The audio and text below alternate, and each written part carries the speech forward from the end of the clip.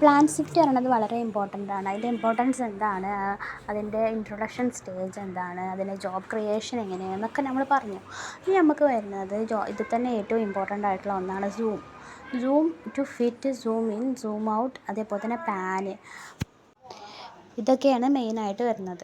ഇത് നമുക്ക് എങ്ങനെ ഇമ്പോർട്ടൻ്റ് ആണെന്ന് നമുക്ക് എല്ലാവർക്കും അറിയാം. പാൻ എങ്ങനെയാണ്, സൂം ഇന്നാണ്. ഇതിപ്പോൾ നമുക്ക് ചില സമയത്ത് നമുക്ക് ഈ ഷീറ്റ് വലിച്ചിടാൻ ഭയങ്കര ബുദ്ധിമുട്ടാവുന്ന സമയം വരും. ആ സമയത്ത് നമുക്ക് സൂം ഇന്നും സൂം ടു ഫിറ്റ് പറയണത് ആ ഒരു സ്ക്രീനിൽ നമ്മുടെ ആ ഒരു ഷീറ്റ് കറക്റ്റ് ഫിറ്റായിട്ട് നിൽക്കും.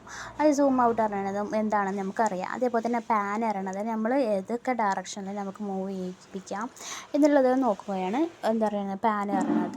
ഇതിൻ്റെ ഇമ്പോർട്ടൻസ് എന്താണെന്ന് നമുക്ക് എല്ലാവർക്കും അറിയാം. അതേപോലെ തന്നെ അണ്ടും ഉണ്ട്, റീഡും ഉണ്ട്. നമുക്കിതിൽ ഏതൊരു ഫയൽ നമുക്ക് ഓപ്പൺ ചെയ്താലും ആ ഫയലിൻ്റെ ഫസ്റ്റ് നമ്മൾ ചെയ്യേണ്ടത് എന്താണ്, ആദ്യം ജോബ് ക്രിയേറ്റ് ചെയ്ത ശേഷമാണ് ഓരോ ഫയലും നമ്മൾ ഓപ്പൺ ആക്കുക. അതിന്